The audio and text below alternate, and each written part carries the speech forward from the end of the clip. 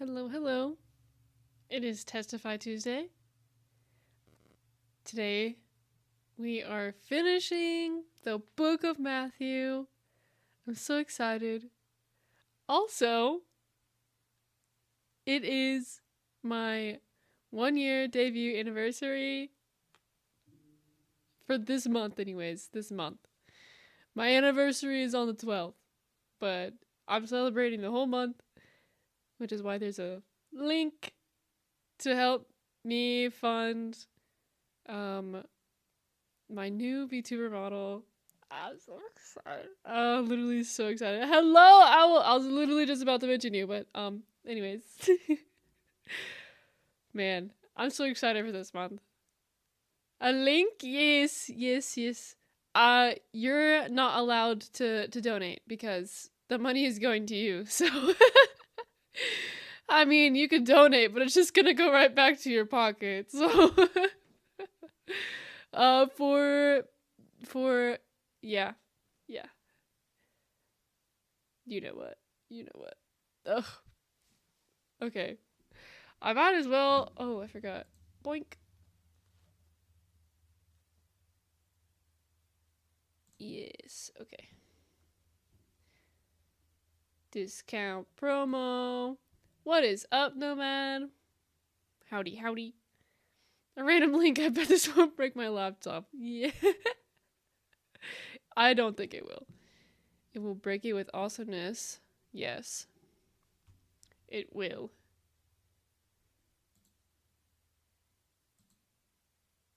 Okay. Now that I'm all the way set up, let's go! We're finishing Matthew today. I'm so excited, guys. It's been a good day. I still have a long evening ahead of me, but we'll push through it. I drank coffee like 2 hours ago. I don't know. Anyways, so I'm a little hyper, maybe a little bit loud. My apologies. Yeah, I'm staying up tonight, so at least as long as I can. But anyways, that's another topic. I need to focus. Okay. I'm just too one, caffeine, and two, I'm just excited. I'm full of energy for those two reasons. The dopamine and the caffeine is making me tweak, so don't mind me. Okay, anyways. How much sugar did you add? None. I didn't put anything in it. I went to Starbucks, was like, I want a small black coffee. The end. It was a small too, it wasn't even that much. But I'm caffeine sensitive, so you'd think as much as I drink it I would not be, but here I am. I rarely put sugar in my coffee anymore. If I do, it's gotta be a frappuccino, and it has to be chocolate, like mocha or whatever. Same difference. Although I need to get a toasted white mocha, toasted white chocolate. One of the two. Seasonal Starbucks drink. I need to get one. Since it's seasonal or whatever. Anyways. I needed to focus. Okay. Alright, we're at Matthew 26. And we're finishing Matthew today. I won't start Mark until next week. Just to kind of keep it focused, I guess. Jesus, I mean, I don't think I'm spoiling anything. It's about to be the cross moment.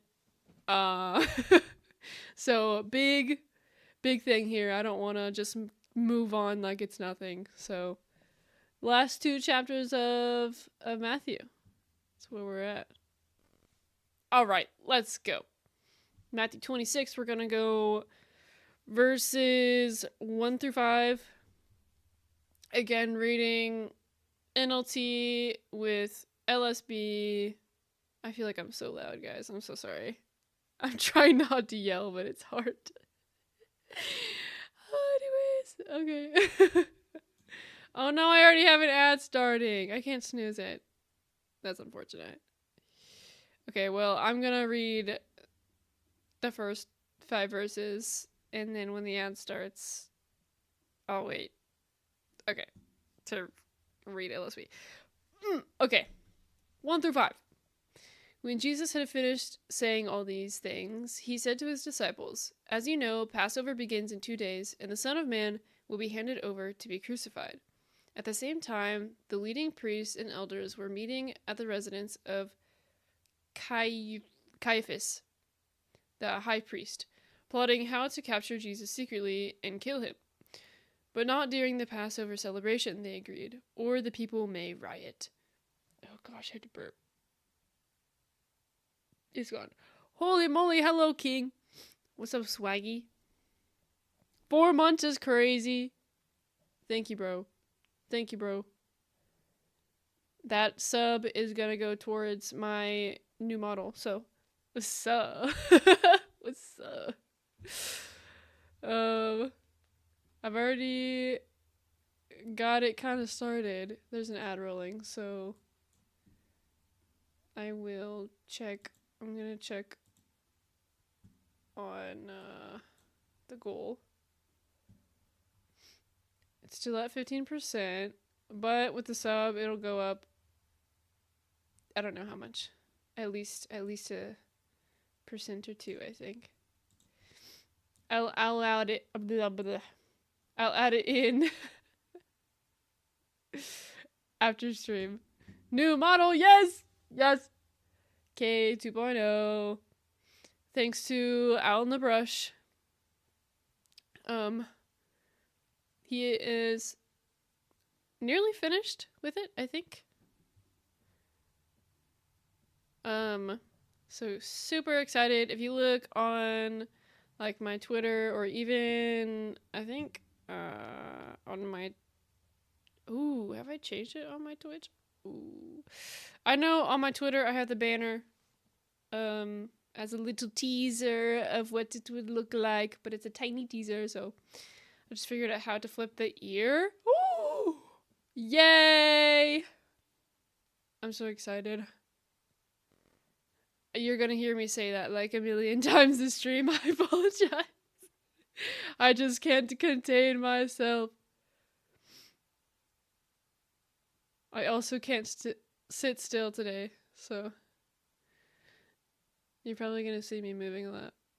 Luckily, you can't see my hands, because those would be super distracting. So, 30 more seconds with the ads, and then we'll get back to it.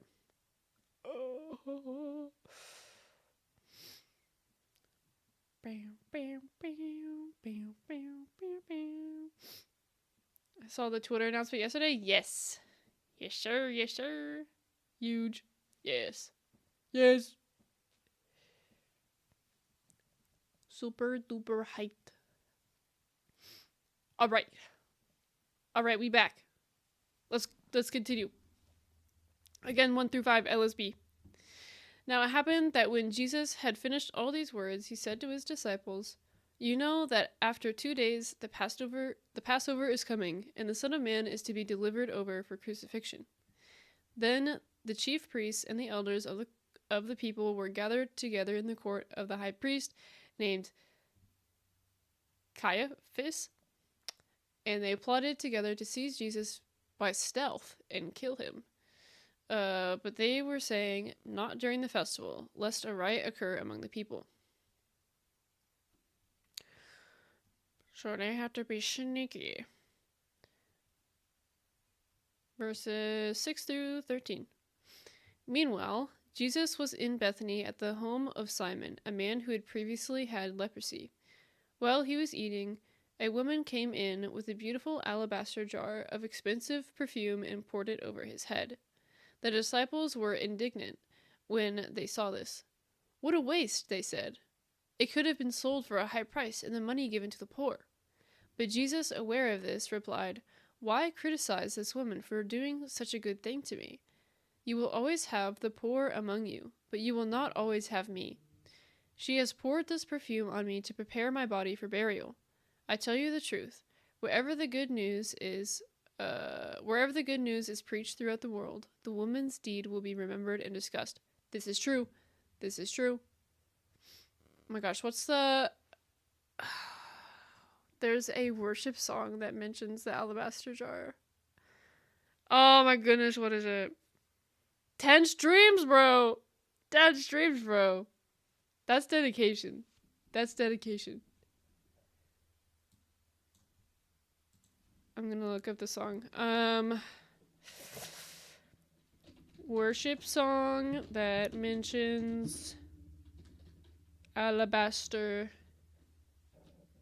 jar.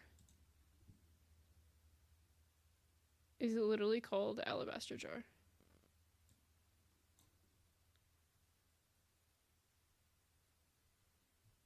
I think it's literally called alabaster jar. Hold up. I don't want to play it because copyright. Okay. Alabaster jar lyrics.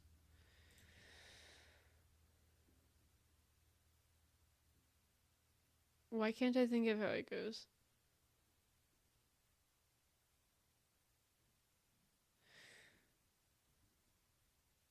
Oh, okay, maybe.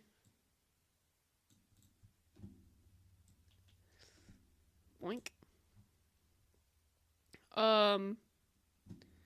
I remember, I think I've only ever sang this once, and I'm pretty sure this is all I can remember of this song. Oh my gosh. I remember it was like, a worship night with like this, I don't know, they had like a worship team there who, they like travel around my state, and, oh my gosh, the church was packed, and I like got in the aisle during this song. Like, I had never heard it before, but I was like feeling the spirit like moving me, and I just like fell to my knees and started sobbing. Like, it was crazy. It was crazy. Good time though. Oh, thank you for the lurk. I was just doing my own Bible reading in Leviticus, and I want to finish. Word. Do it. Do your thing. Okay. Back to the reading. Again, verses 6 through 13, LSB this time. Now when Jesus was in Bethany, at the home of Simon the leper, a woman came to him with an alabaster jar of very costly perfume, and she poured it on his head as he reclined at the table. But when the disciples saw this, they were indignant, saying, "Why this waste? For this perfume might have been sold for a high price and the money given to the poor." But Jesus, aware of this, said to them, "Why do you bother the woman? For she has done a good work to me. For you always have the poor with you, but you do not always have me. For when she poured this perfume on my body, she did it to prepare me for burial. Truly I say to you, wherever this gospel is proclaimed in the whole world, what this woman has done will also be spoken of in memory of her." Ooh. I'm curious about their traditions for burial, because obviously perfume is part of it, but maybe we look that up later. I'm getting very distracted today, so I'm trying to stay on task. Let's see. We'll just read 14 to 16. Then Judas Iscariot, one of the 12 disciples, went to the leading priests and asked, "How much will you pay me to betray Jesus to you?" And they gave him 30 pieces of silver. From that time on, Judas began looking for an opportunity to betray Jesus. Shame. Then one of the 12, named Judas Iscariot, went to the chief priests and said, "What are you willing to give me to deliver him to you?" And they weighed out 30 pieces of silver to him. And from then on, he began looking for a good opportunity to betray Jesus.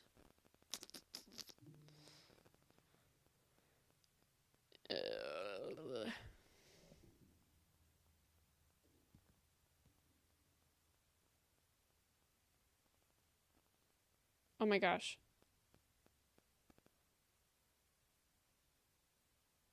Oh my gosh, I just got a donation of $20. That's crazy. $20 is crazy. Oh my goodness.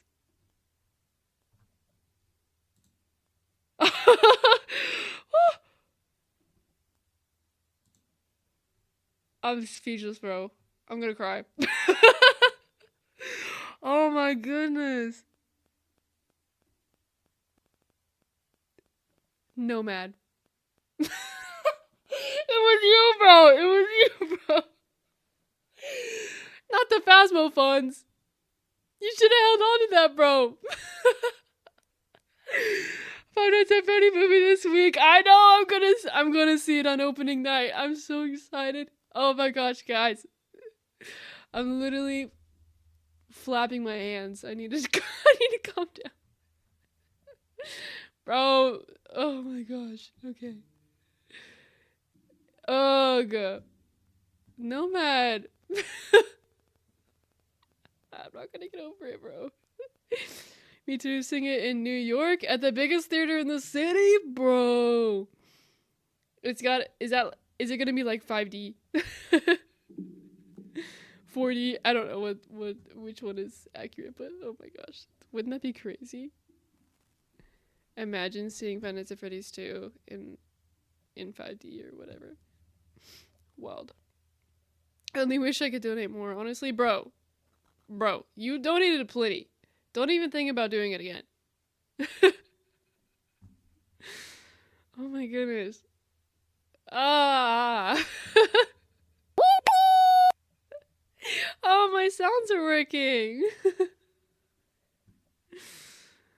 Oh, you know what? I need to do...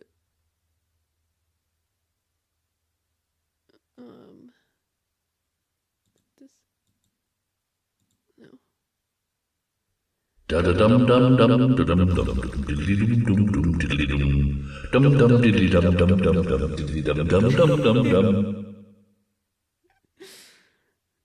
Precious. Okay. We're focusing.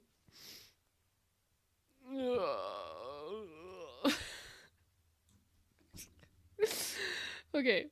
Versus... Man. This is a serious topic, guys. This is serious. It's FNAF week, baby! It is! Oh my goodness. Ugh. It's also the Last Supper time, okay? Focus. Okay, verses 17 to 19.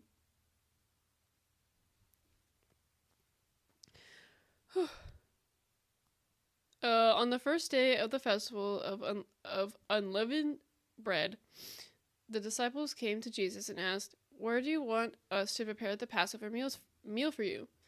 As you go into the city, he told them, "You will see a certain man. Tell him, the teacher says, 'My time has come, and I will eat the Passover meal with my disciples at your house.'"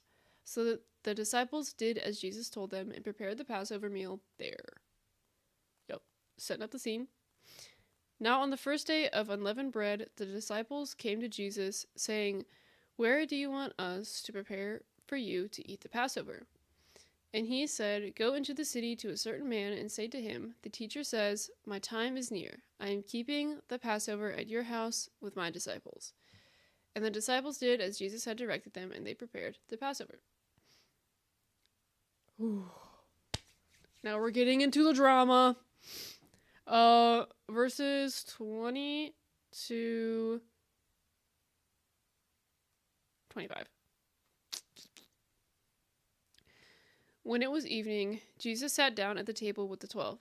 While they were eating, he said, I tell you the truth, one of you will betray me. Greatly distressed, each one asked in return, Am I the one, Lord? He replied, One of you who has just eaten from this bowl will betray. One of you who has just eaten from this bowl with me will betray me. For the Son of Man must die, as the Scriptures declared long ago. But how terrible it would be for the one who betrays him.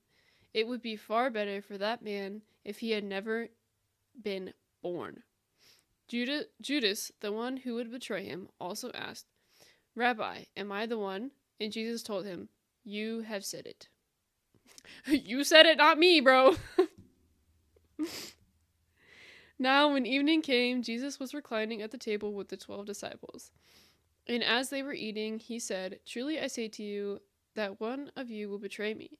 And being deeply grieved, they each one began to say to him, Surely not I, Lord.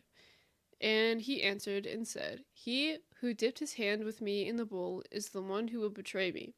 The Son of Man is going, just as it is written of him. But woe to that man by whom the Son of Man is betrayed. It would have been good for that man if he had not been born. And Judas, who was betraying him, answered and said, Surely not I, Rabbi. Jesus said to him, You yourself said it. 26 to 30. As they were eating, Jesus took some bread and blessed it. Then he broke it in pieces and gave it to the disciples, saying, Take this and eat it, for this is my body. Excuse you. And he took a cup of wine and gave thanks to God for it. He gave it to them and said, Each of you drink from it, for this is my blood, which confirms the covenant between God and his people. It is poured out as a sacrifice to forgive the sins of many. Mark my words, I will not drink wine again until the day I drink it new with you in my Father's kingdom. Then they sang a hymn and went out to the Mount of Olives. Ooh, I wonder which one. Now while they were eating, Jesus took some bread, and after a blessing he broke it. And giving it to the disciples, he said, Take, eat, this is my body. And when he had taken a cup and given thanks, he gave it to them, saying, Drink from it, all of you. For this is my blood of the covenant, which is poured out for many for forgiveness of sins. But I say to you, I will not drink of this fruit of the vine from now on until that day when I drink it new with you in my Father's kingdom. And after singing a hymn, they went out to the Mount of Olives. Denial time. 31 to 35. On the way, Jesus told them, Tonight all of you will desert me. For the scriptures say, God will strike the shepherd, and the sheep of the flock will be scattered. But after I have been raised from the dead, I will go ahead of you to Galilee and meet you there. Peter declared, Even if everyone else deserts you, I will never desert you. Jesus replied, I tell you the truth, Peter. This very night, before the rooster crows, you will deny 3 times that you even know me. No, Peter insisted. Even if I have to die with you, I will never deny you. And all the other disciples vowed the same. Lies. Then Jesus said to them, You will all fall away because of me this night, for it is written, I will strike down the shepherd, and the sheep of the flock shall be scattered. But after I have been raised, I will go ahead of you to Galilee. But Peter answered and said to him, Even though all may fall away because of you, I will never fall away. Jesus said to him, Truly I say to you, that this very night, before a rooster crows, you will deny me 3 times. Peter said to him, Even if I have to die with you, I will not deny you. All the disciples said the same thing too. He tripping. For real. For real, for real. 36 to 46. We just gotta read it all in one go.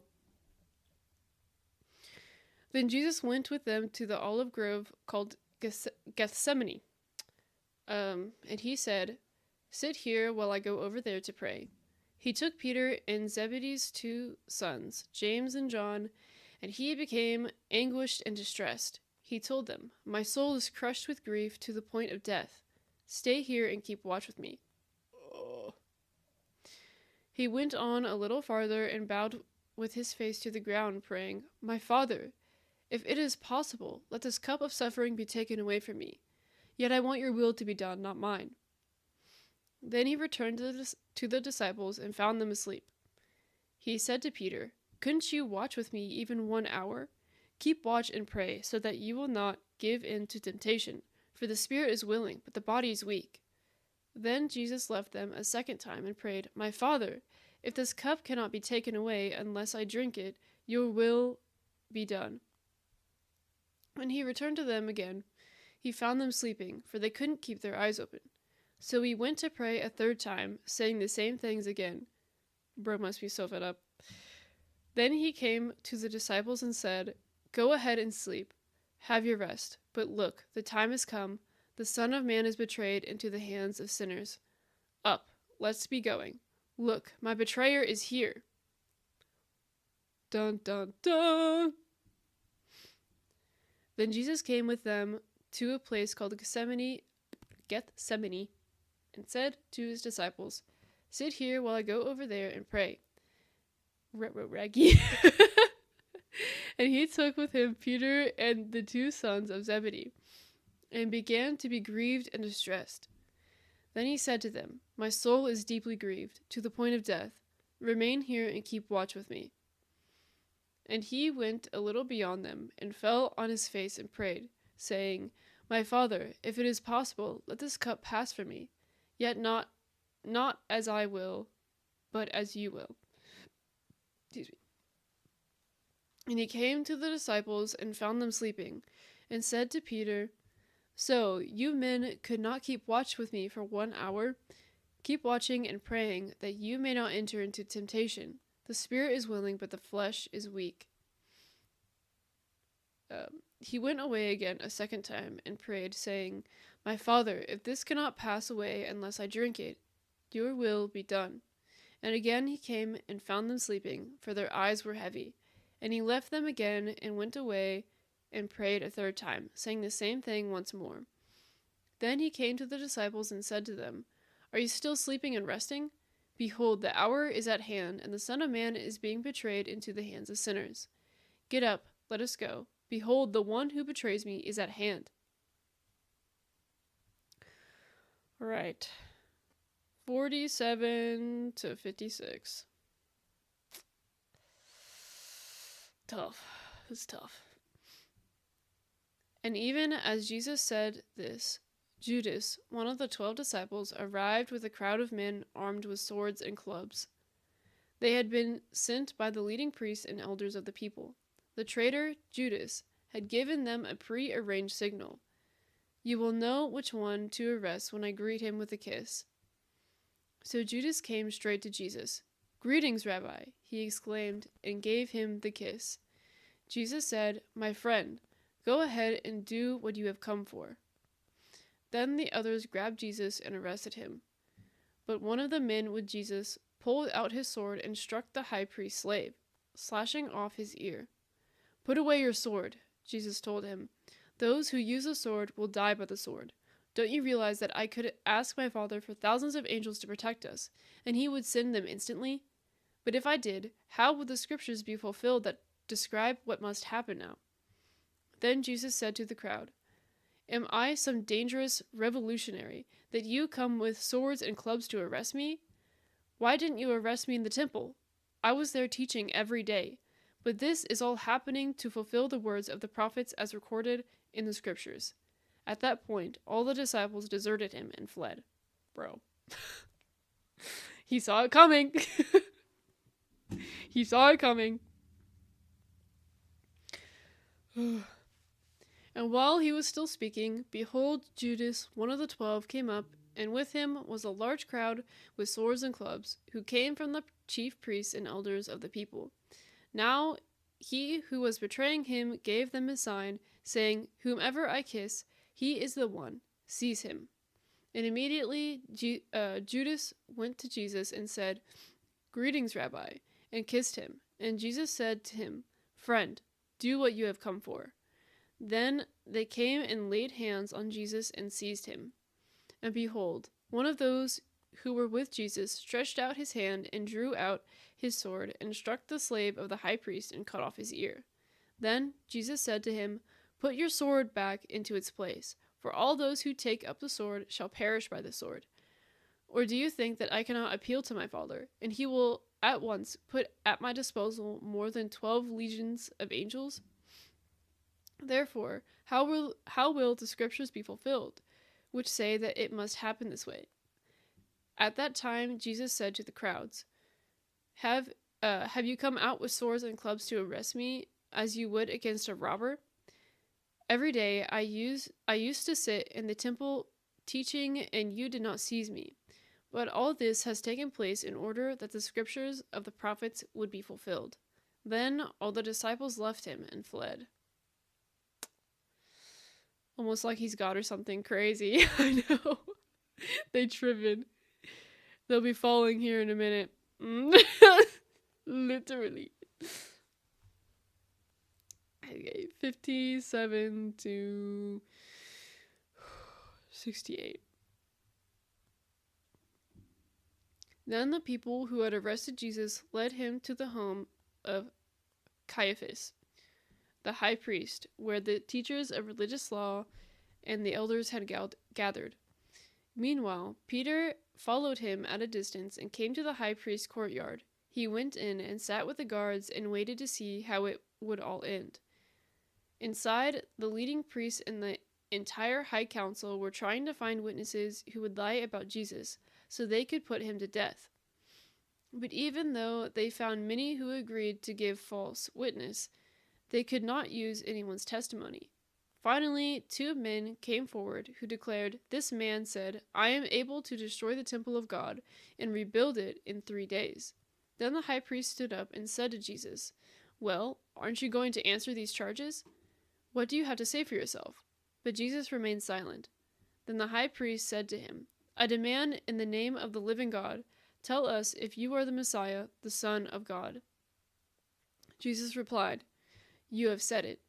And in the future you will see the Son of Man seated in the place of power at God's right hand, and coming on the clouds of heaven."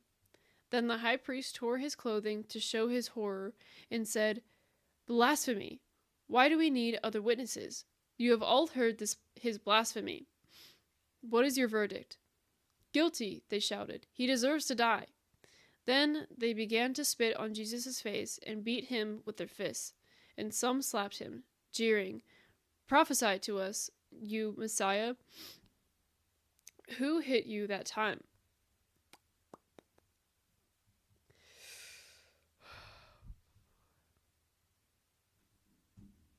It's getting intense. Now those who had seized Jesus led him away to Caiaphas, the high priest, where the scribes and the elders were gathered together. But Peter was following him at a distance, as far as the courtyard of the high priest, and entered in and sat down with the officers to see the outcome. Now the chief priests and the whole Sanhedrin? I know the word, I just can't remember how to pronounce it. Kept trying to obtain false testimony against Jesus, so that they might put him to death. And they did not find any, even though many false witnesses came forward. But later on, 2 came forward and said, "This man stated, 'I am able to destroy the sanctuary of God and rebuild it in 3 days.'" And the high priest stood up and said, Do you not answer? What are these men testifying against you?"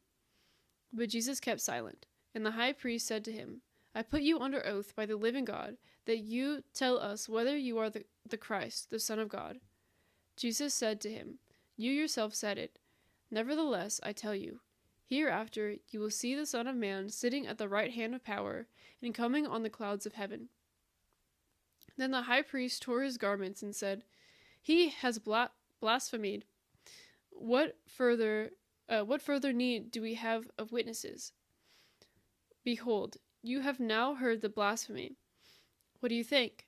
They answered and said, He deserves death. Then they spat in his face and beat him with their fist, and others slapped him and said, Prophesy to us, O Christ. Who is the one who hit you? Hello, Cyan. Howdy, howdy.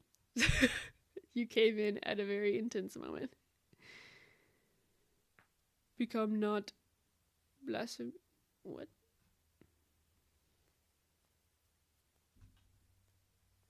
Add incoming. Oop, my bad. No, you're good. You're good, bro. You're good. Okay. 69 to 75. Meanwhile, Peter was sitting outside in the courtyard. A servant girl came over and said to him, You were one of those with Jesus, the Galilean. But Peter denied it in front of everyone. I don't know what you're talking about, he said. Later, out by the gate, another servant girl noticed him and said to those standing around, This man was with Jesus of Nazareth. Again, Peter denied it, this time with an oath. I don't even know the man, he said. A little later, some of the other bystanders came over to Peter and said, You must be one of them. We can tell by your Galilean accent. Peter swore, A curse on me if I'm lying. I don't know the man. And immediately the rooster crowed. Suddenly, Jesus' words flashed through Peter's mind. Before the rooster crows, you will deny 3 times that you even know me. And he went away, weeping bitterly.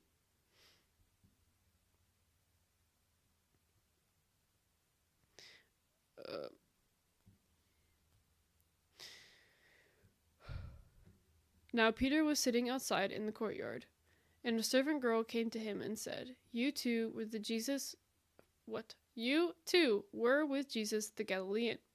But he denied it before them all, saying, I do not know what you are talking about. And when he had gone out to the gateway, another servant girl saw him, and said to those who were there, This man was with Jesus of Nazareth.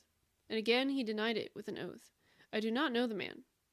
A little later, the bystanders came up and said to Peter, Surely you too are one of them. You were for even the way you talk gives you away. Then he began to curse and swear, I do not know the man. And immediately a rooster crowed, and Peter remembered the word which Jesus had said, Before a rooster crows, you will deny me 3 times. And he went out and cried bitterly. Woo! I'll wait till the ad ends. Start the next one.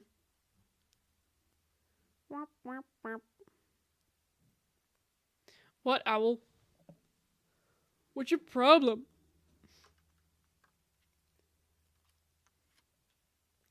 Gosh.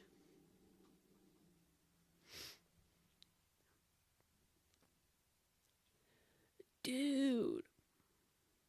Oh. Okay. I know where you got those emotes. What a cool lad. I can only dream of being as chaotic as that fish.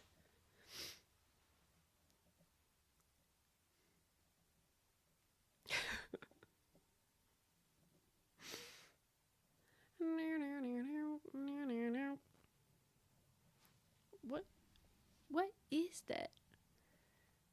Spin. Ah.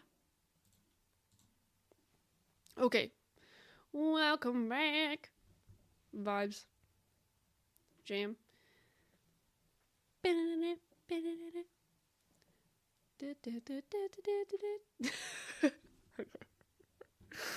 Oh.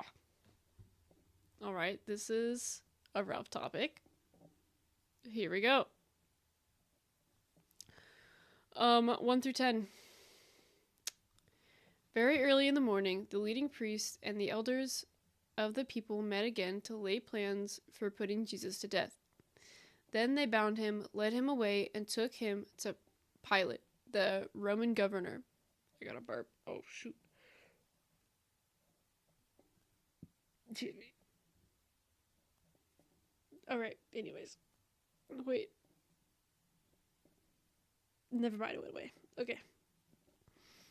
When Judas had betrayed him, oh my gosh, I can't read today. When Judas, who had betrayed him, realized that Jesus had been condemned to die,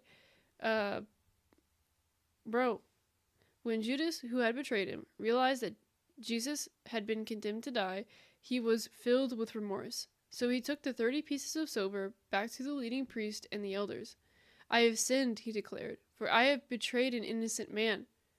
What do we care? They retorted. That's your problem, bro. And then Jesus threw the silver coins down in the temple and went out and ruined himself. The leading priests picked up the coins. It wouldn't be right to put this money in the temple treasury, they said, since it was payment for murder. Murder. Judas. This is serious. Stop. Stupid vine. Get Judas now.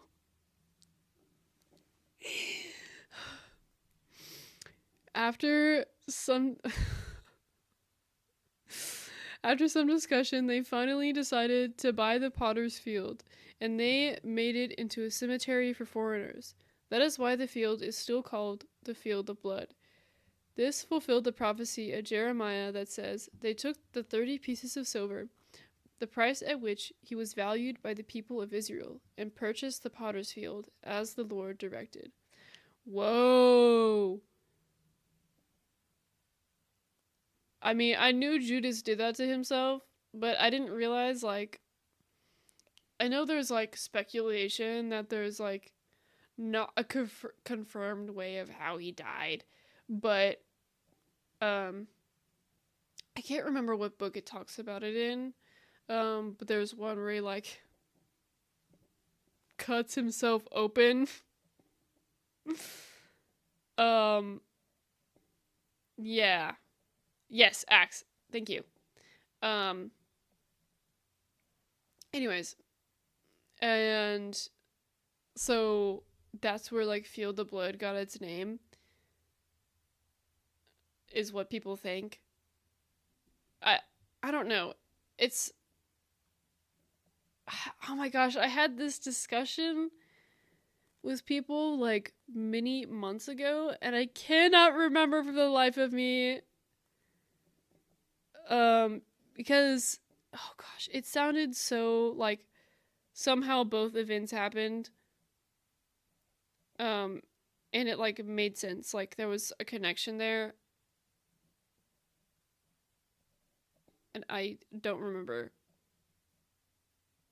how it was possible, but it made sense at the time, and I cannot remember for the life of me. Maybe when we get to Acts, it'll come to me. We got a while before we get there. Okay. But yeah, I didn't realize that they made it into a cemetery. I believe it is said he was cut open afterwards. I think the Passion portrays the scene. You're right. I literally, these last 2 chapters, I have the Passion playing in my head. So, and I remember that scene. He saw, like, a dead donkey or something, or dead horse, one of the two. I want to say it was a donkey. I don't remember. It was very graphic. But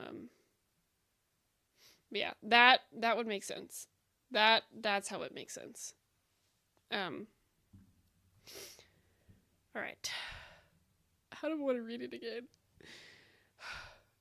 Now, when morning came, all the chief priests and the elders of the people took counsel together against Jesus to put him to death. And they bound him and led him away and delivered him to Pilate, the governor. Excuse me. Why did I burp again before verse 3? Anyways. Then when Judas, who had betrayed him, saw that he had been condemned, he felt remorse and returned the 30 pieces of silver to the chief priests and elders, saying, I have sinned by betraying innocent blood. But they said, what is that to us? See to that yourself. And he threw the pieces of silver into the sanctuary and departed. And he went away and went away. And the chief priests took the pieces of silver and said, It is not lawful to put them into the temple treasury, since it is the price of blood. And taking counsel together, they bought with the money the potter's field as a burial place for strangers. For this reason, that field has been called the field of blood to this day. Then that which was spoken through Jeremiah the prophet was fulfilled, saying, And they took the 30 pieces of silver, the price of the one whose price had been set by the sons of Israel, and they gave them for the potter's field, as the Lord directed me. Kick the bucket, bit the dust, the fat lady sang. Yes. All the things. Okay, I'm gonna field of blood. That is not. There's a show? Not based on this, but probably inspired by that name. I don't know. Location? Is it still a thing? The Field of Blood is located in the Hinnom Valley, just south of the old city of Jerusalem. It is near where the Hinnom Valley joins the Kidron Valley, and there are ruins marking the site today. Specific location, it is situated on the southern slope of the Hinnom Valley, also known as Gehenna. Ooh. Historical significance, we know that, I just read it. Today, ruins from different periods, including a large charnel house from the Crusader era, can be found at the location, and it is sometimes called the Monastery of Saint Onofrius. I don't know how to pronounce it. Interesting. I was just curious if it was still like a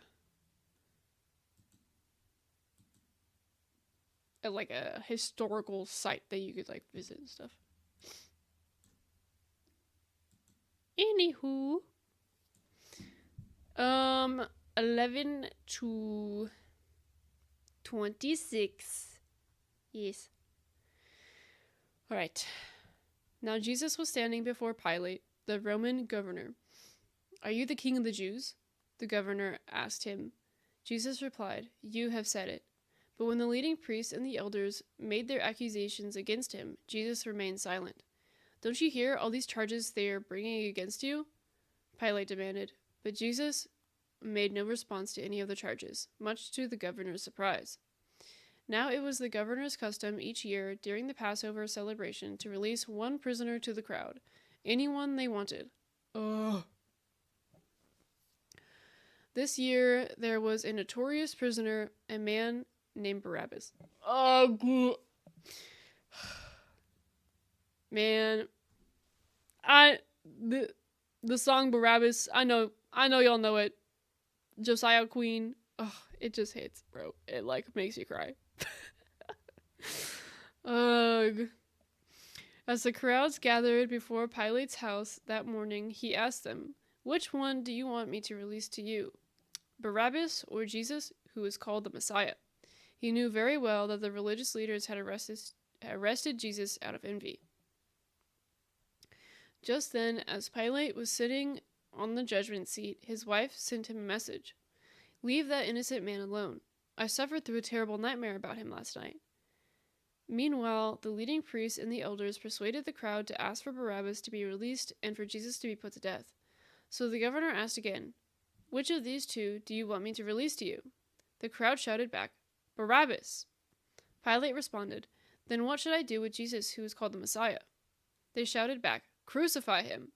"Why?" Pilate demanded. "What crime has he committed?" But the mob roared even louder, "Crucify him!"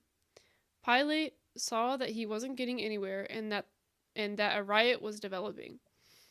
So he sent for a bowl of water and washed his hands before the crowd, saying, I am innocent of this man's blood. The responsibility is yours. And all the people yelled back, We will take responsibility for his death. We and our children. Oof. Oh man, that just sent like a sick feeling. Oof. So Pilate released Barabbas to them. He ordered Jesus flogged with a lead-tipped whip, then turned him over to the Roman soldiers to be crucified. Ugh. Ick. Ugh. Now Jesus stood before the governor, and the governor questioned him, saying, Are you the king of the Jews? And Jesus said to him, You yourself say it.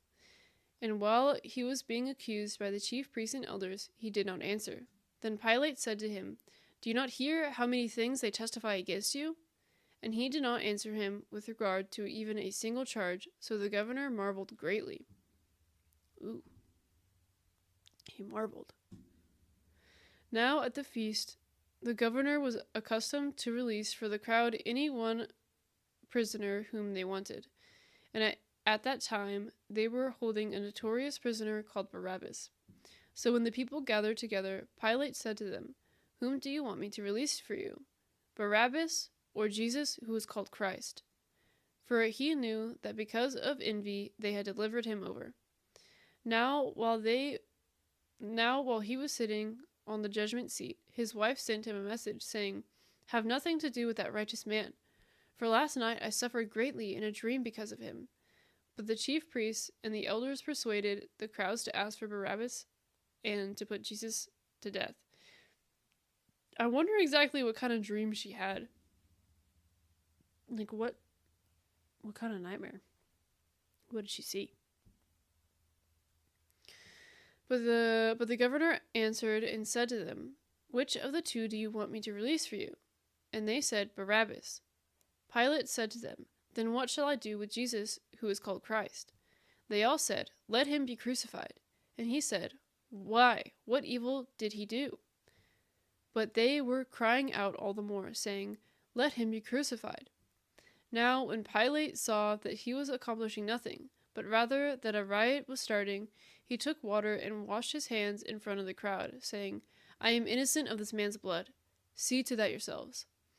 And all the people answered and said, His blood be on us and on our children. Then he released Barabbas for them. But after having Jesus scourged, yes, he delivered him over to be crucified. Whew. 27 to 31. Some of the governor's soldiers took Jesus into their headquarters and called out the entire regiment. They stripped him and put a scarlet robe on him. They wove thorn branches into a crown and put it on his head, and they placed a reed stick in his hand as a scepter. You know, with the thorn branches, I can't remember what kind of thorn. Maybe it talks about it. No. But like the thorns were like several inches long and like cut like deep into his head. The robe holding him broke. He fell, and when he hit the earth, his guts spilled. Ah, yes. This shows he was hanging there for a good while. Yeah. Maybe that's what it was. Oh gosh, I can't remember.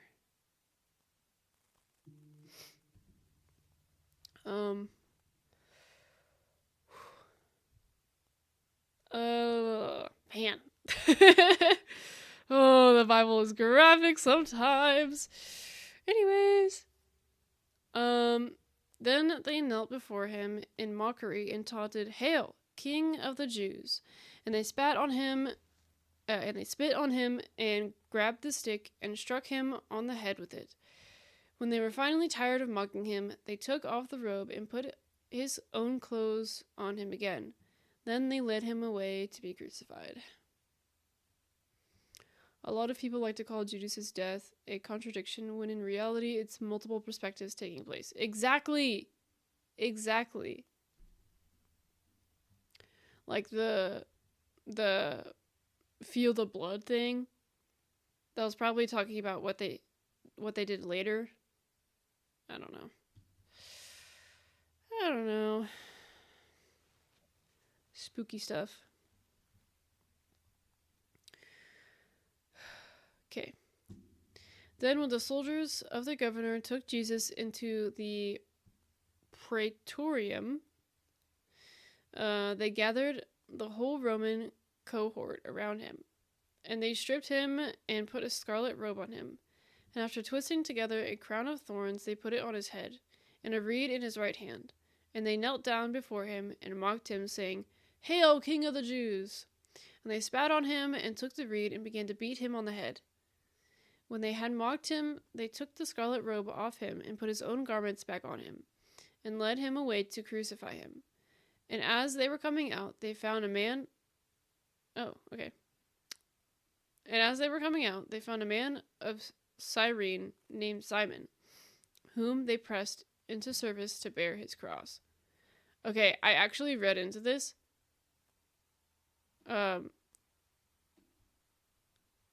Simon. This Simon. Oh, gosh. There's another... Pause. Let's see. 32.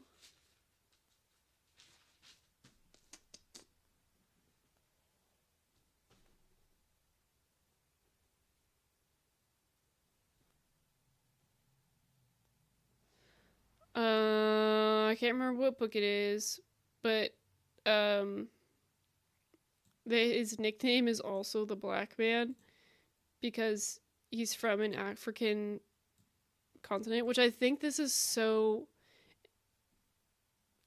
I don't know. It's like some people are like the Bible is the white man's religion or whatever, when the person who helped carry Jesus's cross, his literal cross, was a black man. Like, I don't know what to tell you. Plus, Jesus isn't white. Like, hello. Oh, he's from Israel. What do you mean? Anyways. That's something to note. Yeah, and one of the earliest Bibles is found in Africa as well. Yeah. So try again. Hi.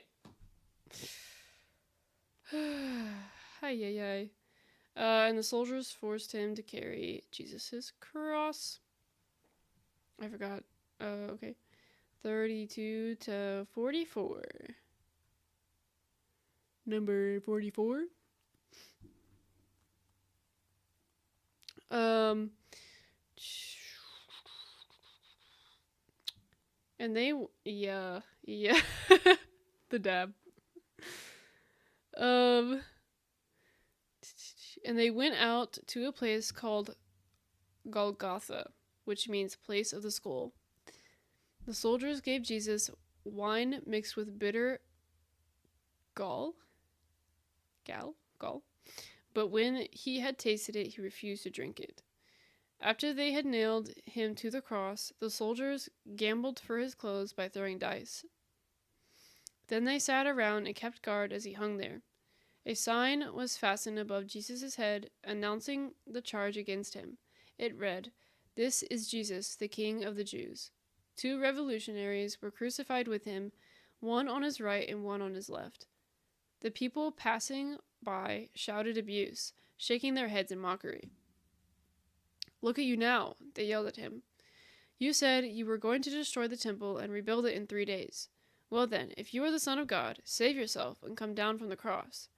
The leading priests, the teachers of religious law, and the elders also mocked Jesus.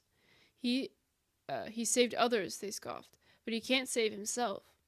So he is the King of Israel. Is he? Let him come down from the cross right now, and we will believe in him. He trusted God, so let God rescue him now if he wants him. For he said, I am the Son of God. Even the revolutionaries who were crucified with him ridiculed him in the same way. Bro. And when they came to a place called Golgotha, which means place of a skull, they gave him wine to drink mixed with gall. I can't remember why. I know there's a reason that they did this, but I can't remember why. And after tasting it, he did not want to drink. And when they had crucified him, I think it was like to ease his pain or something. But Jesus is like, nah, I'm feeling this all the way. I'm pretty sure. And when they had crucified him, they divided up his garments among themselves by casting lots. And sitting down, they began to keep watch over him there. And above his head they put up the charge against him, which read, This is Jesus, the King of the Jews. And at that time 2 robbers were crucified with him, one on the right and one on the left. Excuse me. And those passing by were blaspheming him, shaking their heads and saying, You who are going to destroy the sanctuary and rebuild it in 3 days, save yourself. If you are the Son of God, come down from the cross. In the same way, the chief priests also, along with the scribes and elders, were mocking him and saying, He saved others. He cannot save himself. He is the King of Israel. Let him now come down from the cross, and we will believe in him. He trusts in God, and let God rescue him now, if he delights in him. For he said, I am the Son of God. And the robbers who had been crucified with him were also insulting him with the same words. 45 to 56. At noon, darkness fell across the whole land until 3 o'clock. At about 3 o'clock, Jesus called out with a loud voice, Eli, Eli. Oh gosh, I forgot how to actually pronounce this. Or Eloi. I swear I used to know. I'm not even gonna try. I don't want to butcher it. Which means, my God, why have you abandoned me? Some of the bystanders misunderstood and thought he was calling for the prophet Elijah. One of them ran and filled a sponge with sour wine, holding it up to him on a reed stick so he could drink. But the rest said, Wait, let's see whether Elijah comes to save him. Some manuscripts add, and another took a spear and pierced his side, and out flowed water and blood. Then Jesus shouted again, and he released his spirit. At that moment, the curtain in the sanctuary of the temple was torn in two, from top to bottom. The earth shook, rocks split apart, and tombs opened. The bodies of many godly men and women who had died were raised from the dead. They left the cemetery after Jesus' resurrection, went into the holy city of Jerusalem, and appeared to many people. The Roman officer and the other soldiers at the crucifixion were terrified by the earthquake and all that had happened. They said, This man truly was the Son of God. And many women who had come from Galilee with Jesus to care for him were watching from a distance. Among them were Mary Magdalene, Mary, the mother of James and Joseph, and the mother of James and John, the sons of Zebedee.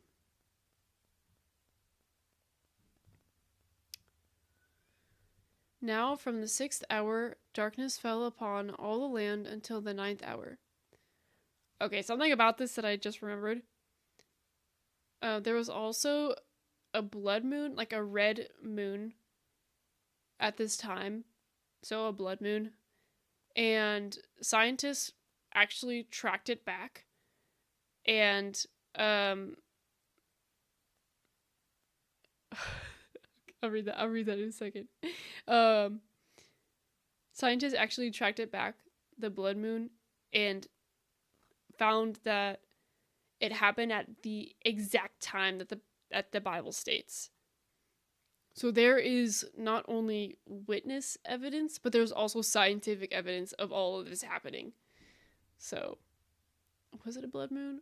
Or like the sky going dark in general happened at the exact time. I think there was a blood moon with it too. Anyways, fun fact about Jesus' death here. There is a historical document of Chinese Emperor Guang Wu having a vision about Jesus' crucifixion at the same time as his crucifixion. That is crazy! That's crazy. Woo. So, China knows. China knew. That's crazy. That's...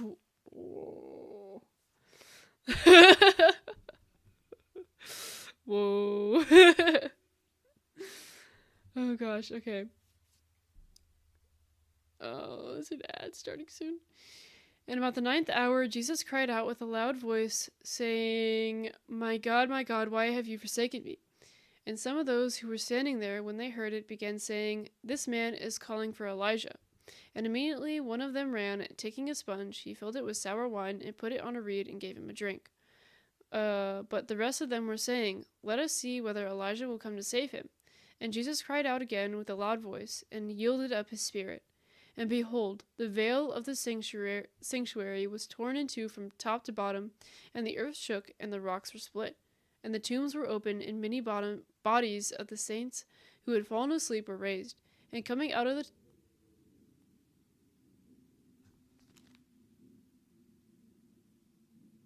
Spooky, bro. I think there's a plane flying overhead. Oh, that was crazy timing. Holy cow. Loud. I thought it was thunder for a second, and I was like, oh! Like, I don't think it was supposed to rain tonight. Anyways. It scared me for a second. I lost my spot.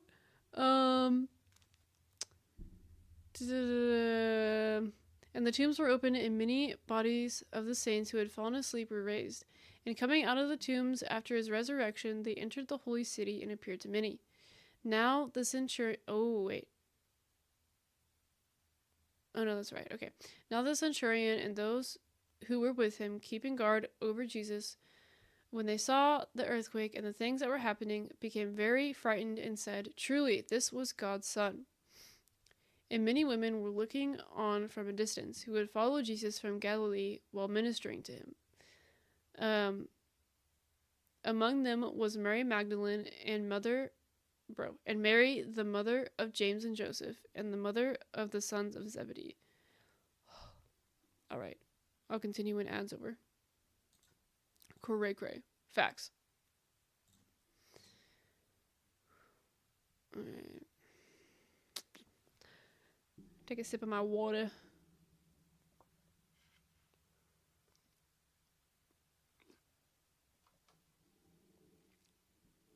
Oh, yeah. That veil symbolized our separation from God, since beyond the veil was the Holy of Holy, where the ark would be. Yes, Jesus' death tore the veil, allowing us this direct relation with him now. Yes. Because before, only the, why did my brain die? Specific person was allowed behind the veil. And even then, it was like once or twice a year or something. Like limited high priest. Duh. Oh my gosh, what the heck? Anyways, only the high priest was allowed behind the veil. And like only... How many times a year was it? I think it was only like once or twice. And for a short time, too. And then Jesus said, ka-chow, to the veil. And yeah.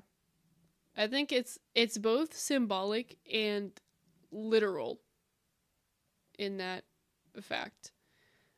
now we can speak to him directly about whatever nonsense is going on in our heads. Alright, let's continue. 57 to 61. As evening approached, Joseph, a rich man from Arimathea.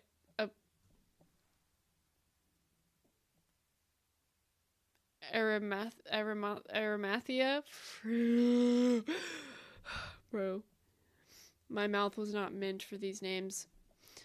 Who had become a follower of Jesus, went to Pilate and asked for Jesus' body, and Pilate issued an order to release it to him. Joseph took the body and wrapped it in a long sheet of clean linen cloth. He placed it in his own new tomb, which had been carved out of the rock. Then he rolled a great stone across the entrance and left. Both Mary Magdalene and the other Mary were sitting across from the tomb and watching. They even had to wrap a robe around the priest because one mess up would lead to the priest's death. An odd fact for you? Interesting. Excuse me. My apologies. Probably a mixture of the coffee and my dinner. It's causing me to burp so much today. Oh gosh, okay. Now when it was evening, there came a rich man from I know how to pronounce it, but it's not wanting to come out of my mouth. Game of Thrones, bro. That's funny. Named Joseph, who himself had also become a disciple of Jesus. Blah, blah, blah. This man went to Pilate and asked for the body of Jesus. Then Pilate ordered it to be given to him. And Joseph took the body and wrapped it in a clean linen cloth and laid it in his own new tomb, which he had hewn out in the rock. And he rolled a large stone against the entrance of the tomb and went away. And Mary Magdalene was there, and the other Mary sitting opposite the grave. Alright, 62 to 66. The next day, on the Sabbath, the leading priests and Pharisees went to see Pilate. They told him, "Sir, we remember what that deceiver once said while he was still alive. After 3 days I will rise from the dead. So we request that you seal the tomb until the 3rd day. This will prevent his disciples from coming and stealing his body and then telling everyone he was raised from the dead. If that happens, we'll be worse off than we were at first." Pilate replied, "Take guards and secure it the best you can." So they sealed the tomb and posted guards to protect it. This is so funny to me. They really think that's gonna stop him. They really think it's gonna... Wow, that's the son of... That really was the Son of God. What do they think is gonna happen? What? How do they think they're gonna prevent this from happening? Oh... Now on the next day, the day after the preparation, the chief priests and the Pharisees gathered together with Pilate and said, "Sir, we remembered that when he was still alive, that deceiver said, 'After 3 days I am to rise again.' Therefore, order for the grave to be made secure until the 3rd day, lest his disciples come and steal him away and say to the people, 'He has risen from the dead.' And the last deception will be worse than the first." Pilate said to them, "You have a guard. Go, make it as secure as you know how." And they went and made the grave secure. Along with the guard, they set a seal on the stone. Y'all. Matthew 28. Here we are. Oh, the best chapter of Matthew. Okay. And the last chapter of Matthew. Woo. Alrighty. Matthew 28, verses 1 through 10. Woo. You're welcome. Early on Sunday morning, after the Sabbath on the first day of the week, as the new day was dawning, Mary Magdalene and the other Mary went out to visit the tomb. Suddenly there was a great earthquake, for an angel of the Lord came down from heaven, rolled aside the stone, and sat on it. Chill. So chill. His face shone like lightning, and his clothing was as white as snow. The guards shook with fear when they saw him, and they fell into a dead faint. Probably terrifying to see. Then the angel spoke to the women. "Don't be afraid," he said. "I know you are looking for Jesus, who was crucified. He isn't here. He is risen from the dead." I got another song in my head now. Just as he said would happen. "Come, see where his body was lying. And now go quickly and tell his disciples that he is risen from the dead, and he is going ahead of you to Galilee. You will see him there. Remember what I have told you." The women ran quickly from the tomb. They were very frightened, but also filled with great joy. And they rushed to give the disciples the angel's message. And as they went, Jesus met them and greeted them. And they ran to him, grasped his feet, and worshipped him. Then Jesus said to them, "Don't be afraid.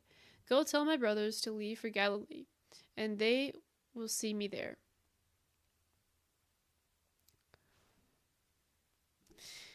Oh, okay. Nobody in the grave now. One of the most coolest things read about the resurrection was that the women found the empty tomb first. In most circumstances, women's accounts were dismissed or the disciples would take credit, and yet the Bible uses their eyewitnesses as the account. This makes the rise of Christianity in the world all the more improbable, and yet here we are. Thank you to both Marys for witnessing the empty tomb. Yes. Yes. And people say the Bible is against women. Try again. Try again. Woo. Not me hooting. Again. Exactly. Yes. Yes. All right. Let's read it again, shall we? Now after the Sabbath, as it began to dawn toward the first day of the week, Mary Magdalene and the other Mary came to look at the grave. And behold, there was a great earthquake, for an angel of the Lord descended from heaven and came and rolled away the stone and sat upon it. So casually, bro. And his appearance was like lightning, and his clothing as white as snow.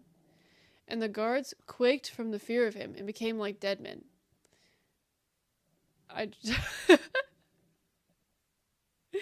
I would love to witness this, to be honest. And the angel answered and said to the women, excuse me, he did not say that. "Do not be afraid, for I know that you are looking for Jesus who has been crucified. He is not here, for he has risen, just as he said.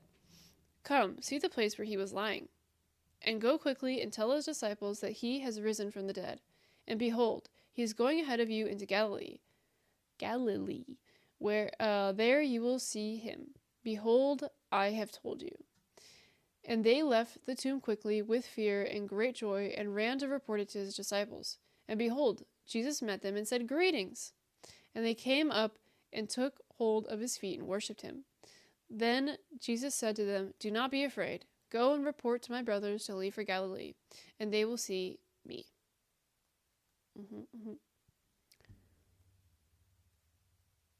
I will what? Mike Winger? Who are you talking about? Who is this? Michael. Don't leave me here. Where do he say worship me?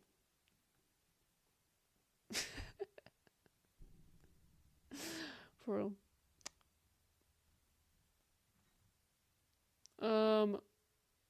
As the women were on their way, I forgot. Verses 11 to 15. As the women were on their way, some of the guards went into the city and told the leading priests what had happened. A meeting with the elders was called, and they decided to give the soldiers a large bribe. They told the soldiers, "You must say Jesus' disciples came during the night while we were sleeping, and they stole his body. If the governor hears about it, we'll stand up for you so you won't get in trouble." So the guards accepted the bribe and said what they were told to say. Their story spread widely among the Jews, and they still tell it today. Another fact for you here. I love fun facts. They're fun. The guards would have surely died if they let someone steal Jesus' body or messed up in some manner of way. So them freaking out so much like dead men is a reasonable response. True.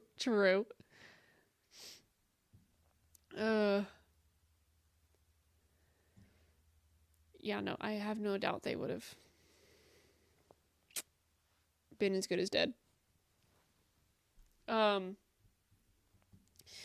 Now, while they were on their way, behold, some of the guard came into the city and reported to the chief priests all that had happened. And when they had assembled with the elders and took counsel together, they gave a large sum of money to the soldiers, and said, "You are to say, his disciples came by night and stole him away while we were asleep. And if this is heard before the governor, we will win him over and keep you out of trouble." And they took the money and did as they had been instructed. And this story was widely spread among the Jews, and is to this day. All right. Here we are. I would be too, but not a dead duck because, you know. True.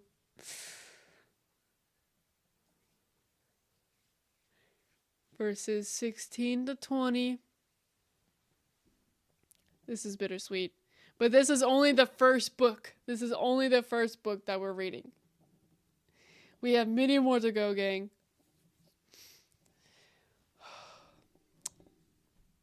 Then the 11 disciples left for Galilee, going to the mountain where Jesus had told them to go.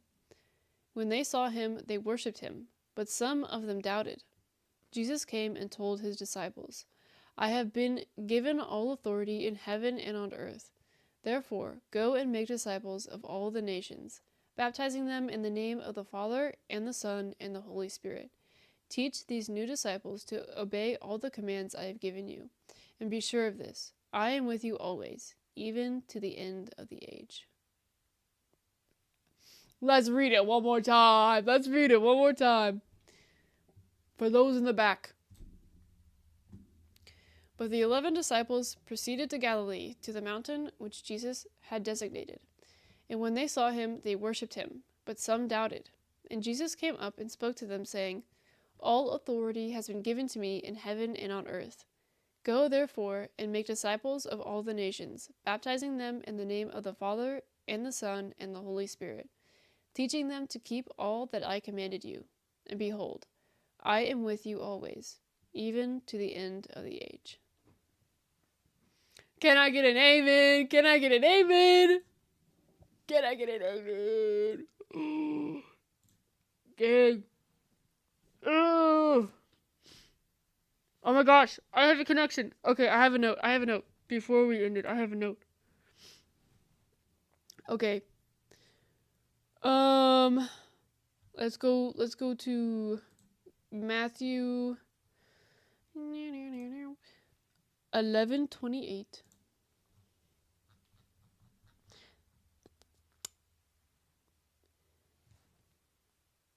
This is come and learn. Then Jesus said, "Come to me, all of you who are weary and carry heavy burdens, and I will give you rest. Take my yoke upon you, let me teach you, because I am humble and gentle at heart, and you will find rest for your souls. For my yoke is easy to bear, and the burden I give you is light." Come and learn. That's Matthew 11:28. Now Matthew 28:19 to 20. Go and obey. Therefore, go and make disciples of all the nations, baptizing them in the name of the Father and the Son and the Holy Spirit. Teach these new disciples to obey all the commands I have given you. And be sure of this, I am with you always, even to the end of the age. First, Jesus said, come and learn. And then he said, go and obey. I think it's a good note. That's just a random note I had in my physical Bible. Boink. No, now we're on Mark. In Mark. Boink. Definitely a good note. Approved. Thank you. Thank you. Alright, that's bookmarked. That is the end of today's Bible study. Which is crazy, guys.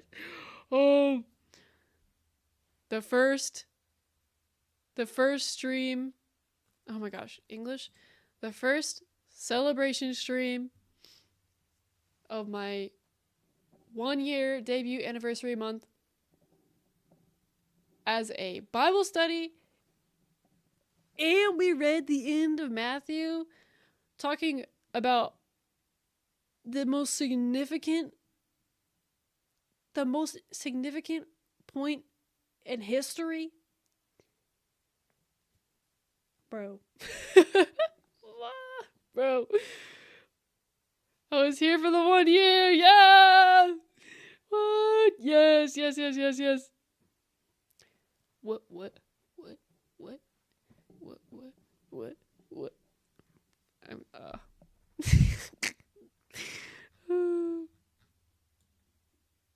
I'm rearranging my bookmarks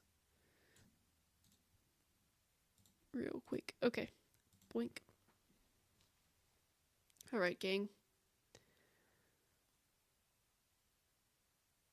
Oh, what a crazy start. Nomad, thank you for the donation. Thank you so much, bro. Owl, thank you for making this possible with my new model. Like, even just the beginning, like, I'm so excited. Like, I can't even find words. Glad I could donate, bro. Thank you, bro. Cyan, thank you for, like, literally always being here. I didn't ask, but you like always show up. Thank you, bro. I appreciate you so much. I know, King, I know you lurking, or at least you were. I don't know if you're still here. Thank you for always lurking. 10 streams in a row is wild, bro. That is wild, bro. Oh yeah, Cyan, thank you for all the gifted subs. Literally, like, you don't have to do any of that, but you do it anyways. Like, how do you have words? I don't even have words. I can't English anymore. And literally, just everybody who shows up, my lurkers, my subscribers, my followers. This is just wild. This is wild. I still, like, can't really connect. Like, it's been a whole year since I've started doing this. 1 year. And nearly 200 followers already. Like, I mean, what I'm doing for stream too, like, bro, it's so hard to even find words about how, like, grateful I am for all of this. Like, I mean, all glory to God. Like, none of this is my doing. I mean, he told me this is what you gotta do, and I did it. She's having an existential crisis. It's true. Oh my gosh. I'm in that stage where I step back and see a tiny little thing to adjust in an endless cycle. Bro. It's okay. You got time. Thank you for streaming. Bro, thank you for coming. What? Steven, hello? What? Man, I'm excited to see what Owl's cooking for UK. It's gonna be awesome. It is awesome. She's perfect. I'm so excited. Um, she's looking back and seeing an amazing progress. Glad I could be part of it. Yes. I'm so thankful for every person, whether they've interacted with me or not. Just the fact that they pop in and watch 0.2 seconds of a stream, like you don't have to do that, but you do it anyways. Like what? What are we doing here? What are we doing here, bro? What am I doing here? Oh my gosh, Lord. Oh,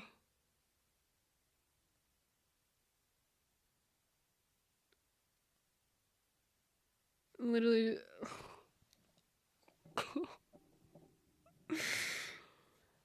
I was watching on my TV, but I couldn't type nice reading earlier. Thank you, Steven. Bro. I'm gonna start crying. Stop. Stop. You're tough. Get it together.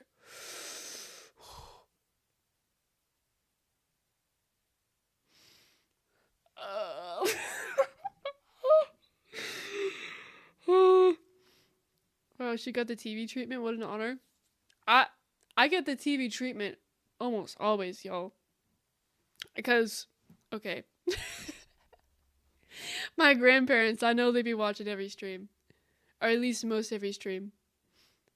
Shout out to my grandparents.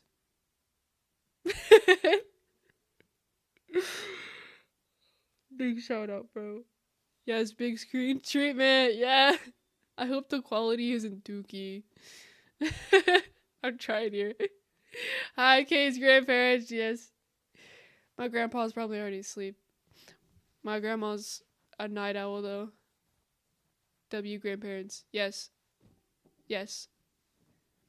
I'm so thankful for them. I mean, I also couldn't really do this without them, too. They're like some of my biggest supporters. Little did our forefathers know we would all be cartoons. I know it's it's a wild thought. It's a wild thought. Oh my goodness. Yay! They would be proud, no doubt. I know it, bro. I know it, bro. I know it, bro. Oh my goodness. No, I was literally...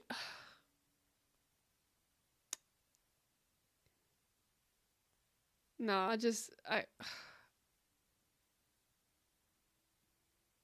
I can't even find words to properly express how I'm feeling.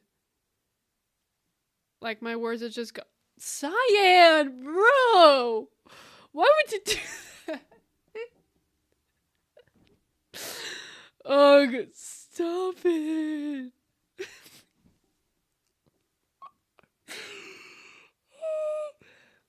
Y'all are gonna make me cry. Oh.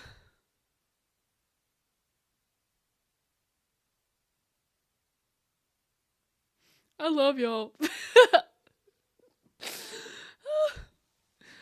love y'all so much. I'm not crying, you are. Open them floodgates, Kate, no judgment here. Bro, I'm so glad that I'm faceless because I'm such an ugly crier, bro. We're all crying, don't worry. Thank you guys. Oh my goodness. Of course, peak viewers when I'm an emotional wreck.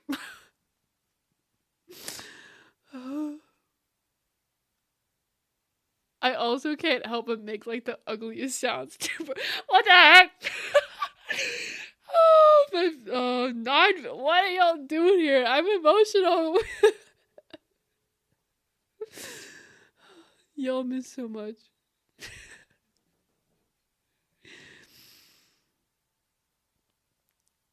Man, this is documented. Don't clip it, bro. Don't clip it. Please, bro. Don't do that. Anything but that. I'm 25% of the way to complete. Can I read? You are 25% of the way to completing your goal. Sub goal. What's my sub goal? 13 subscribers. This anniversary is for streaming? Yes. Yes. It's been 1 year since I debuted. On the 12th of this month, it'll be 1 year. So I'm not gonna say this whole month because I'm off for 2 weeks at the end of the month. For the first 3 weeks, we're doing a huge celebration. Even though I'm busy as cray cray, I'm committing, bro. I'm committing. And yeah, we got Bible studies, we got gameplays with friends, and then on, I forgot what the date is, but the Monday before Christmas week, I would be playing Five Nights at Freddy's 420 mode. Not the 420 you're thinking of if you're not a FNAF person, but where the animatronics are set at their highest difficulty, and I will be trying to beat the night. I know many people have done this already, but I have never done it. And so I'm setting a goal for myself. Why can't I not snooze the ads, bro? Brr. Anyways. Yes, FNAF! Yeah! Bro. Bro. Oh my gosh. Yes. I am a FNAF nerd. Welcome to the party. So expect that. That's gonna be fun. I'm so excited. Many people have done it. I sure haven't. I mean, maybe you should. I don't. You'll at least get to see me do it for the first time. Now, I have played most of the Five Nights at Freddy's games. But I have not done the custom nights. Or the 6th night. Actually, that might be a lie. I think when I was a kid, I had Five Nights at Freddy's on my phone. And I remember playing the first 5 nights. I don't remember if I did the 6th night or not, because I know I got really freaked out. I want to say I did, just to say I did.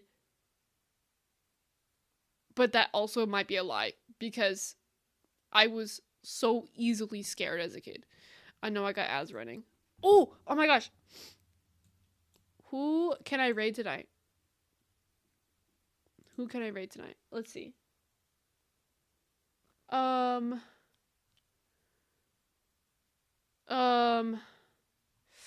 Oh man, there's more people streaming tonight than I thought. Oh my gosh, we could raid Fuzzy Pickles. I haven't raided him in a while. That would be fun. Yes, I remember you were my FNAF friend. Yes, we talked a while back about how I went to the year. Oh my gosh, Steven! Bro, okay. Forgive me, I'm really bad with names. But I do remember that conversation. Yes. Okay, yes. FNAF friend. Gang. Hello, Doctor. Welcome back to the conversation. You were You were summoned with Five Nights at Freddy's dog. But yeah, I'm so ready for the gaming. I know I'll either be playing or I'll be watching. It'll be fun either way. Yes. Imagine if you got so distracted you forgot to raid. I have the...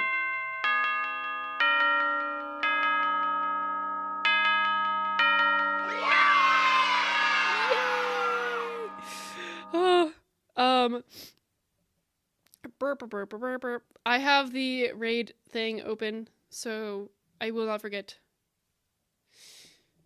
Hopefully. You should stream FNAF games. If you looked at my schedule that I posted on my social medias, you would see that I'm streaming FNAF 420 mode on, I forgot the date, but the Monday before Christmas week. Yes, that's me. Gang. I know you can't see it, but I'm doing a handshake with myself. The other hand is you. 6 a.m. I'm glad it's not actually 6 a.m. right now. Because I would be dead tired. Yeah, dog, get on them socials. No, thanks. That's on you. That's on you. You're missing out on some good content. I'm just saying. Do a FNAF personality quiz. Dog, do you even have to tell me twice? Let me see. What's the one that you took yesterday or whatever day it was? Oh, hey, would you look at that? Okay.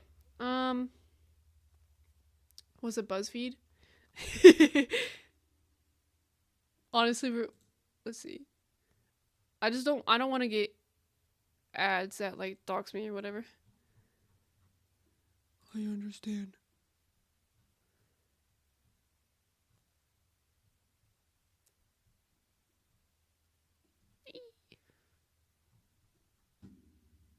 Boink. All right.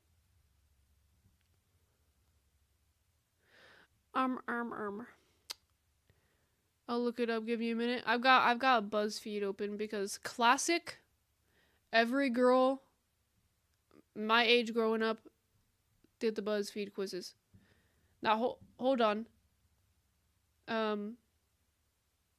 What in the? Okay, hold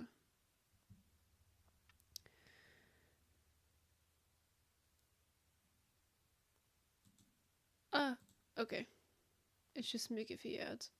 It's fine.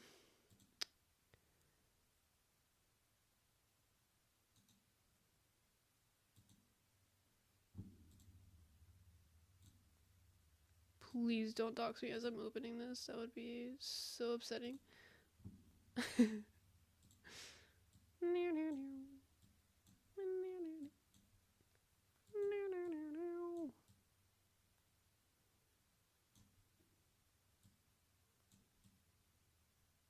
We're gonna scooch myself on over to the other side too. Hello? I said move. Thank you. Boink. Alright. Alright.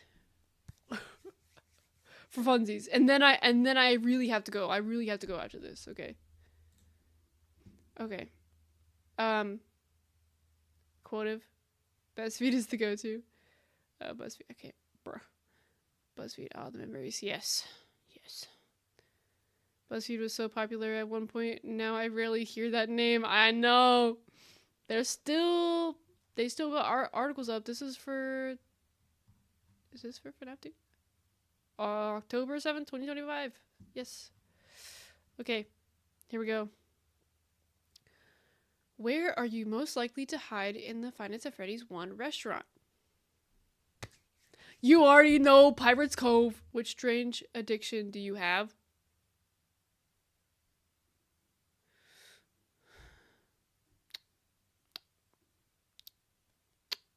Man, this is tough. This is tough. I'm chronically online sometimes. I wouldn't say playing horror games is an addiction. Because honestly, I only play them when I stream. Singing. Every day. We'll go with singing. Which set of animatronics are you favorites? The classics? Do I even have to... Which game model is your favorite? Bruh. What kind of question is this? What kind of question is this? Which do you play Five Nights at Freddy's on? PC... I've played all the other Five Nights at Freddy's on the PC, so... I guess. Finally, which would you do at Freddy Fazbear's Pizzeria? Watch the animatronics on stage, eat pizza, go to the prize corner, visit Pirate Cove, sneak around, literally all the above, but visit Pirates Cove. Freddy? What you mean I'm Freddy? Get out of here. Get out of here. What you mean I'm Freddy, bro? What you mean I'm Freddy? I feel like that's incorrect. I feel like that's false. Went to Pirate Cove, but got Freddy. Literally, how many times did I answer Pirate's Cove? Oh, yes, the main man. Or animatronic.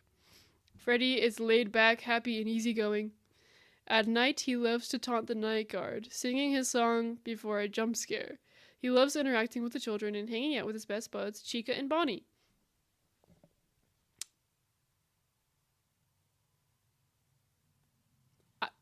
Fred K? No. No. I'm not. No. Should I retake this? How am I Freddy, bro? How am I Freddy? That don't make any sense. It makes no sense, bro. That makes no sense.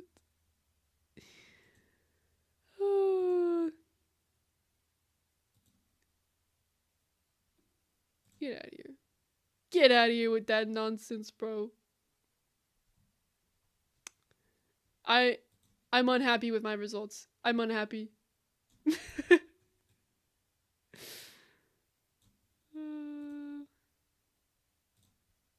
Boink. Find a better quiz. K Yeti.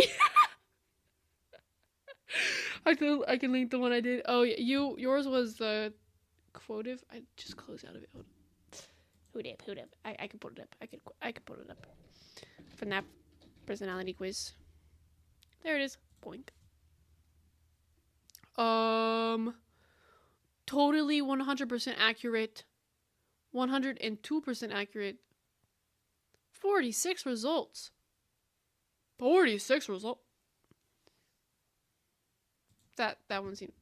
Oh heck no, Why this dude? Why this dude? Isn't this guy? This guy looks like. Let me show y'all. This looks like a dude from the Walton Files. Be prepared to be jump scared. Oh no, that's not what I want. Boink boink. Boink.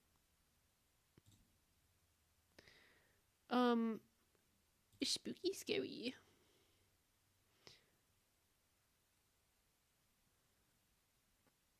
Hold on, let me fix this a little bit.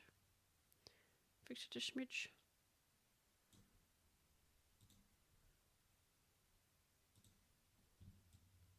I'm slow, hold up, sorry.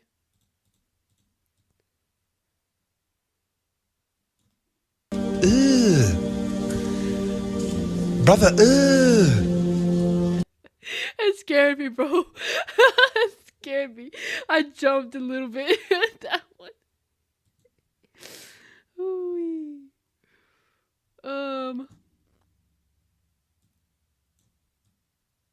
Okay.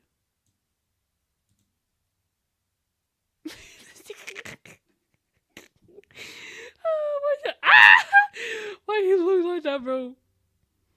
Okay, would you say you're more introverted or extroverted? Introverted. Oh, it's a pic of me, bro. No, bro. I think Freddy's my favorite personally. I think y'all already know who's my favorite, bro. Would you consider yourself more ditzy or smart? Ditzy. I'm kind of a doofus. Do you normally... I can't read. How do you normally dress? Regularly on a daily basis. I put on what I have, dirty or not. I put in a lot of effort. I'm in between. It depends on the day. How I'm feeling. I don't put on dirty clothes, though. My favorite is always going to be Withered Bonnie. He's cool. If you had to be painted a color or set of colors for the rest of your life, what would those colors be? Oh my gosh, there's more answers? Wait a minute. Wait, can I go back? I can. Oh my gosh, there's more. I didn't even realize there was more.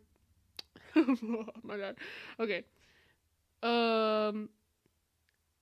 How do you normally dress? I put in a decent amount of effort. I throw on whatever I see first. Okay, yeah. I put on decent. decent effort. Okay, let's try this again. If you had to be painted a color or set of colors for the rest of your life, what would those colors be? Yellow, orange, bright tones. If I had to be painted... Oh, okay. Like as an animatronic, I assume. Purple, pinks, dreamy tones. In all honesty, I know this one's foxy, but I'm more of a pink girly. Are you an old soul or a young spirit more so? That's tough, bro. Both? Where's my both option? Maybe I'm more young spirited. Although the old soul shows sometimes. What is your orientation? Bro. A girl, bro. How's your mental state? View about life. My brain lagged. Excuse me. Very happy. I love life. Life is good at the moment, I suppose. It's a little rough. Could be better. Life sucks, man. Things are quite unstable. Very happy. I love life.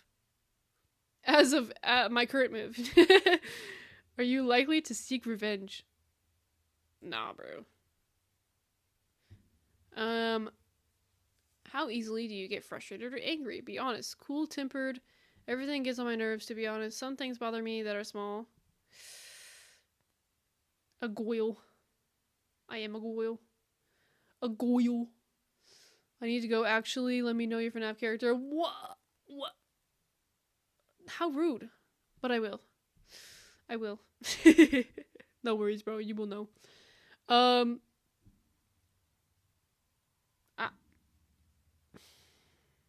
It's hard to say.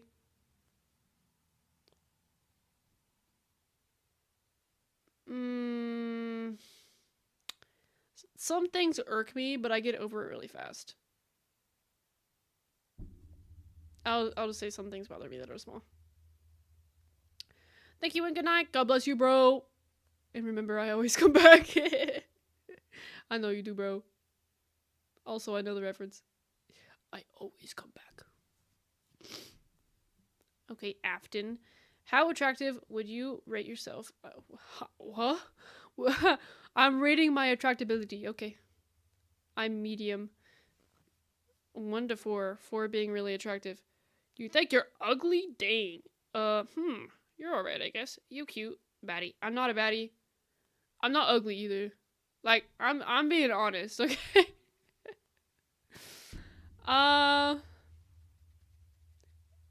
Is there a 2.5?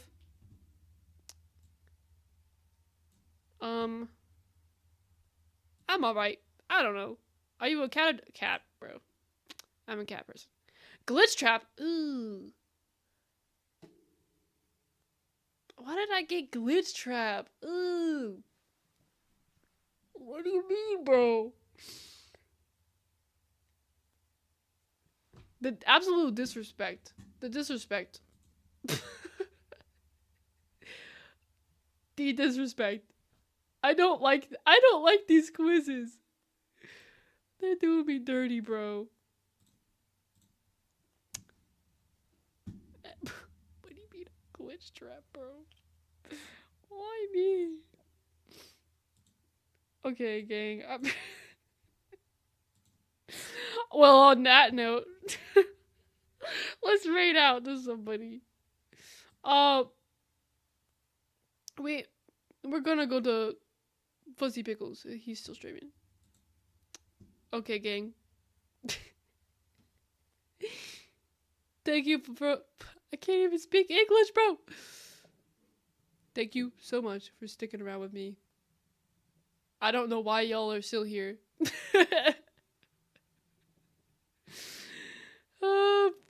Thank you, bro.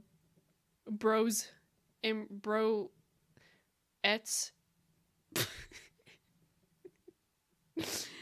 Anyway. I'm clocking out. God bless y'all. Let's raid Fuzzy Pickles.